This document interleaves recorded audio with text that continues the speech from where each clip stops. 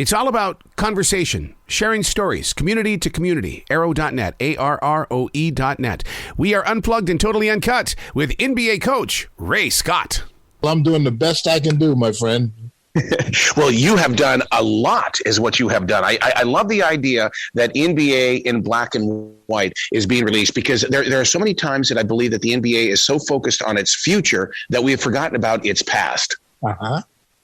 Well, I'll tell you, and I just spoke to some gentlemen that were in a city I love, but I'm speaking to a gentleman that's in another city I love. I love Charlotte. You do? Yes, I do. And what is it? What is it about the city? What it was the staple of insurance companies for black people back in the 50s and 60s. Oh, wow. They had insurance companies that started selling insurance to African Americans. And that was a big thing because even just for burials, it was a big thing back at that time. And I never forgot that. I never forgot how that served our communities. And Absolutely. That made me think of Charlotte very favorably. Wow. See, now I've learned something from you today when it comes to Charlotte, because I've been here since 85, and now you've planted a seed that I can share forward. Yes. Well, please do. Absolutely. For you to put this book together, I mean, this required a heart, a soul, and some research. What all did you put into it as a person as well as a player?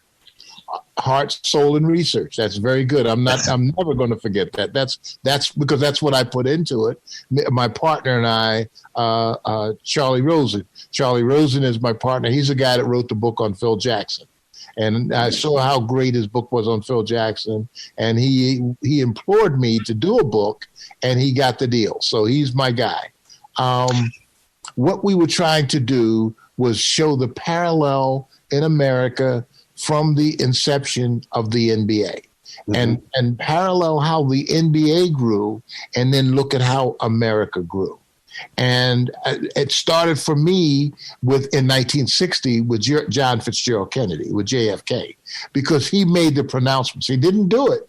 He talked about it, making the Negroes. He wanted his Negro brothers and sisters, he said in his speech, to be included in the growth of America, not to be excluded. And he pronounced that, and a chill went through me at 22 years old. But I was also at 22 years old an NBA player. So I was hearing those other voices in the NBA, and then looking at how the NBA grew to bring me into it as a fourth-round draft pick in America.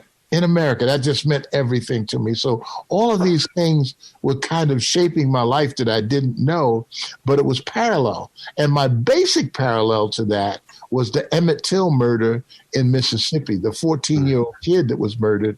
And I was 16. And I sat there and thought, that could happen to me in America. Yep. And this happened, and it's this heinous crime has happened to this 14-year-old kid, and we know now the stories that happened with impunity. No one was punished for a murder. So all of those things are in my head as I'm sitting in locker rooms in the 60s and hearing about Medgar Evers and Dr. King and Malcolm X being assassinated and the Kennedys being assassinated. All of that is in the mixture of my mind as I'm living in the turbulent 60s, as people are now dressing different. People are growing their hair different. People are singing different. The music is different. And you know what? I had made friends with Muhammad Ali. I had made friends with Aretha Franklin. You know, the blessings that I was getting on growing up in the 60s. And again, it was a turbulent time that continued into the 70s. Yep. So there was like a 20-year movement there based on 1960 on John Fitzgerald Kennedy. Yeah. And you remind me so much of Jackie Robinson in the way that you still showed up to play the game. Even though all this was going on, you still put community first, and you also put the game in there. Yes. Well, the game is the game. The game. Once you establish that in your life, as you know, the game is how you live. You know what I mean? I got to be in shape. I got to make my jump shots. I got to, I got to be cool. I got to dress cool. I got to respect people. I have to show up when I say I'm going to show up. I mean, it takes on a whole nother life and a whole nother discipline. But the game is the game. And that shaped me.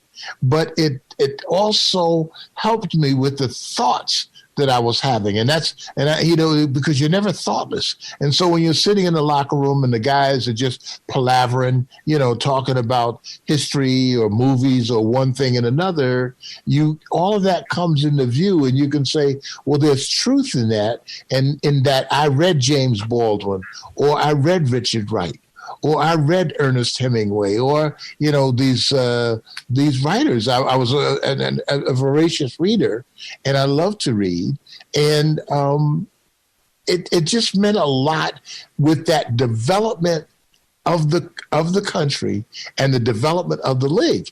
So when I started coaching, and I was one of 3 coaches in the league, Al Attles, Lenny Wilkins, and Ray Scott, and I look today. If I sat in the locker room today, I could say there's 30 teams, and 15 of those teams are coached by African Americans. I call that progress. Yeah, absolutely, absolutely. As coach, were you like Phil Jackson in the way of saying that you've got to put the spirit of your soul inside of this thing, and you can't just show up to play a basketball game, but there's a human being in there. Because I know that even talking with Dell Curry, sitting down with him when he was with the Hornets, he would always talk about, you got to think about what life is like on the outside of the court. Correct. That's exactly what we're talking about. You've got to think that way. And Phil, no, I wouldn't put myself in equality with Phil. I mean, the guy's got all those championship rings. And, no, but Phil, and I played against Phil. I competed against Phil. He was a good player. He was the same type of player as a person. But most guys, and think about this, most guys have college educations. So they are taught to be discerning in their thought process. And it seems to me that's what makes it a better league. Mm-hmm.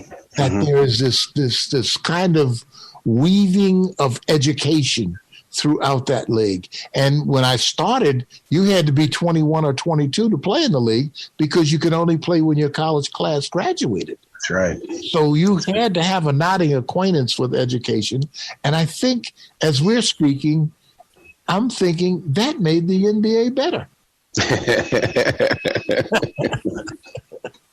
So no, one of the things that because I love to study the game off the court in the way that I've been with Kareem Abdul-Jabbar several times. And what is it about the players of the 60s and 70s where they have become such leaders with, like I'll bring it up again, community, but there's more of a journey after the game than there was in the game? Because the cities that we went to, for me in Detroit, I'm not a Detroiter, I'm a South Philly kid. I've lived in Detroit 60 years. Because when I came here, the Detroit community adopted me. When I came to Michigan, when I became a Detroit Piston, I was a number 4 player picked in the country, but I was coming from 3 years in the Eastern League, 1 year in college. And so I was not an All-American. I was an honorable mention All-American. But when I came here, no one knew who I was. Ray Scott landed in Detroit, Michigan in 1961, and nobody knew who he was. There were no lights turned on. And all of a sudden, this community said, well, we don't know him, but he seems to be a good kid, and we're going to wrap him in our embrace, and we're going to help him. And the way they made me feel in Detroit has never allowed me to leave. The other thing, I learned lessons in Detroit. I learned the lessons of the union.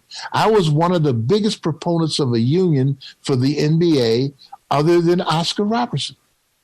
Oscar Robertson and Archie Clark and Walter Bellamy, we sat in a meeting with the owners of the NBA, and Oscar gave such a great presentation that in 1966, that by 1970, we were a certified players association. That was Oscar Robertson. And he put his neck on the line for that. And I thought that was so courageous that this guy would do that. This is before the guys like Del Curry and those guys were benefiting in the NBA. It's because a guy like Oscar Robertson put his neck on the line. I was going to ask you about that because, I mean, you came from the days where basketball players were not getting paid the salaries that they are today. And look at what's growing now. And I've always wanted to know, what was the original seed to that? Who was the one that went knocking on those doors? I think originally, it was Tommy Heinsohn and Bob Cousy in Boston, as I recall. And I'll check on that, but I think it was those two guys. They originally went knocking, but the owners rejected it. But there were only 8 or 9 owners. So the owners could be standing in a clatch right out of the players' meeting. You could hear the owners talking. You know, if one of our players is joining that union, he'll never play for me again. That was said. Those guys had the courage to try. But in 1966, Oscar Robertson took it a step forward. He asked for a meeting with the owners. And they said, yes, we will meet with you, but you cannot bring your legal counsel. Legal counsel, who was Larry Fleischer, was not in the meeting. It was only Oscar. And that's what I'm saying. It was only Oscar carrying the ball.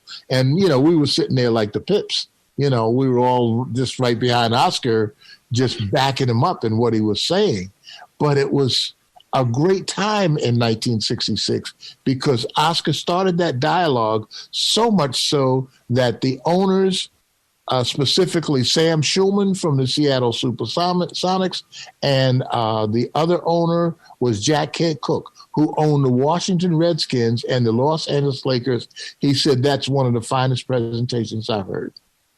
Wow. Very respectful and very dignified. Oscar was phenomenal. So in everything that you've seen, you've experienced, you've walked across many deserts, you've taken on challenges. What is it like for you to see that a Michael Jordan is in charge of the Charlotte Hornets, but yet he's not winning the way that Michael Jordan did? He's learning to play the game from an owner's perspective rather than being on that court. Well, that's another game. That's another book.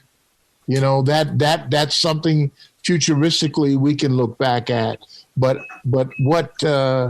what Michael is doing is he's paying his dues the same way that his brethren paid their dues at the inception of the NBA. So he's right at the beginning of something new, ownership. Yep. Don't you think that's great that we're having that discussion? Yes, isn't that true? Now, one of the things that I found enjoyable about the book NBA in Black and White is the fact that, yes, you are 6'9", but the way that you share the story and the way that in hearing your story today, you're looking at us in the eyes as a regular person. You're not that 6'9" guy. You're down here with me at 5'11". That's right. That's correct. That's correct. Because you are the guy, you are the person that gives me the impetus to fight. See, if I don't get an open hand, that the America that I want will never happen. I want that America where when you and I meet, we're brothers because we're Americans. We shake hands as Americans. We have disagreements. We can have differences of opinion. But when we shake hands, we're locked in as Americans. That's what I want to see. I want to see where we lock each other in, not as anything special, just as Americans. I don't play the Democrats, Republicans game. That's crazy because we have a constitution that says we're all equal under this law. Amen, amen, amen. All right, so as a player, as a coach, as an author, historian, archaeologist of history, did Steph Curry's three-point shot change the game of basketball? Absolutely. He's made the game television watchable. Let me give you, in the early days, we were a spectator sport, as you know. Everybody was in the stands that wanted to see NBA basketball. By the mid-'60s, because you wanted to see Cassie Russell and Bill Bradley, you kind of turned to the Knicks and wanted to see the Knicks. By the end of the 70s, everybody wanted to see basketball. Why? Because we had Irving Magic Johnson and Larry Bird. One in Boston, one in L.A., and the rest of the country in between wanting. That was the birth of basketball. That's when everybody wanted to see professional basketball. Those two kids made that happen, and we have not taken a step back. But to bring it up to Curry, the reason Curry won his last championship, and I love that little kid, number 30, man. The reason that they won the championship, not because he was shooting three-pointers.